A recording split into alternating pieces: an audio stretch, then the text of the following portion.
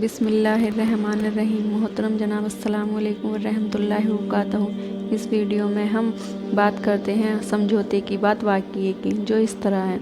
मुसलमानों पर बड़े से बड़ा जुल्म किया गया, इतना जुल्म किया गया कि आज हम में से कोई आदमी सोच भी नहीं सकता।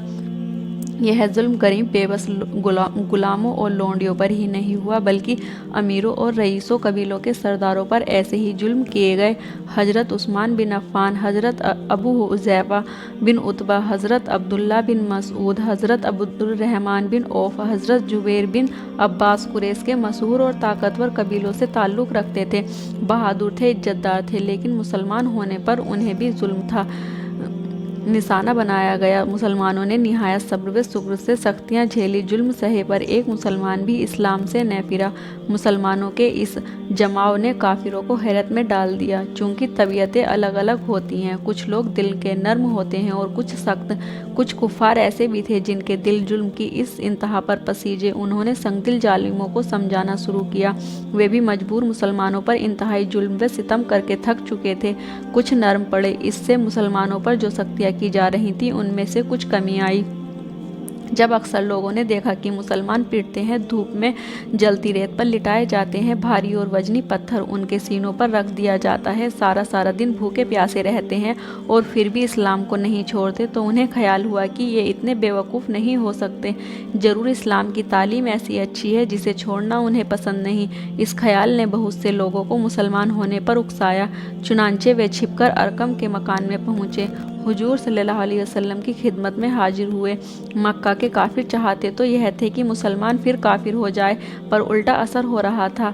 फिर काफिर आकर मुसलमान होते जा रहे थे। हर रोज़ कुफ़ार सुन लेते थे कि आज फला शख्स मुसलमान हो गया है और आज फला, तो बहुत बिगड़ते, गुस्सा होते और हर गए मुसलमान पर सख्तियाँ करते। पर मुसलमान होने का जो सिलसिला शुरू हो गया था वह न रुका, बल्कि बराबर जारी रहा।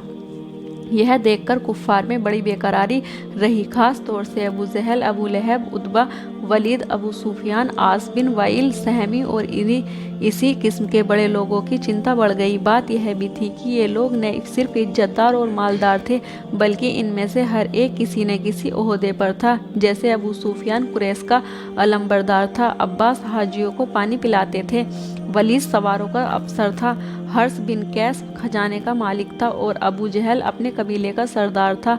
कुरैश की सरदारी इन्हीं लोगों के हाथ में थी। इस्लाम उनकी झूठी सरदारी को चुनौती दे रहा था। वे देख रहे थे कि जो आदमी मुसलमान हो जाता है, चाहे किसी भी गिरोह और तबके का हो, बराबरी का हक हासिल कर लेता है। एक मुसलमान को दूसरे पर कोई बरतरी नहीं रहती। गुलाम और आका एक ही लाइन में शामिल हो जाते हैं। यह बात उनकी असारत के खिलाफ थी। उसका तरीका यह था कि गुलाम सिर्फ खिदमत करते करते ही मर जाने के लिए पैदा हुआ है। वह न अच्छा खा सकता है, न अच्छा पहन सकता है, न आका के साथ उठ बैठ सकता है। वे समझ रहे थे कि अगर गुलामों को आज़ादी मिल गई, उन्हें बराबर के हक मिल गए, तो उनकी बरतरी मिट्टी में मिल जाएगी।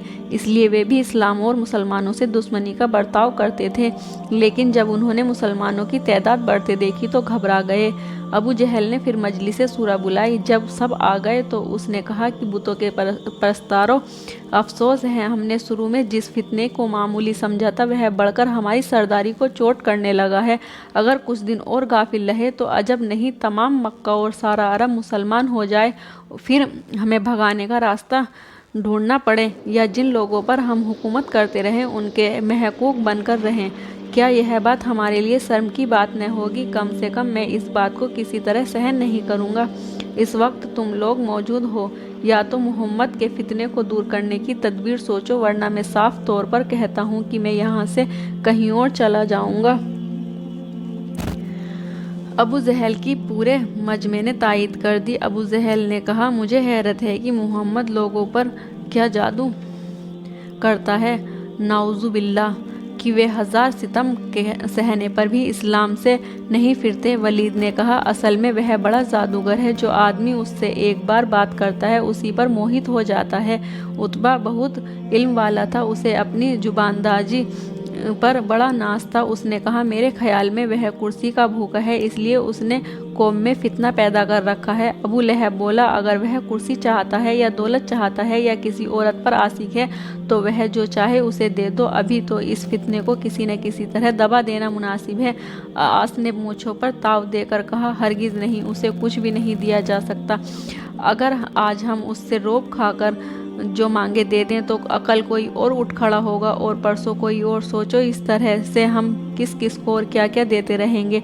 अबू सुफियान ने कहा, बेशक हम तो उसको कुछ भी नहीं देना चाहिए, हम उसकी सरदारी नहीं मान सकते, माबूदों की कसम हरगिज नहीं, मर जाएंगे पर उसकी हुकूमत नहीं मानेंगे।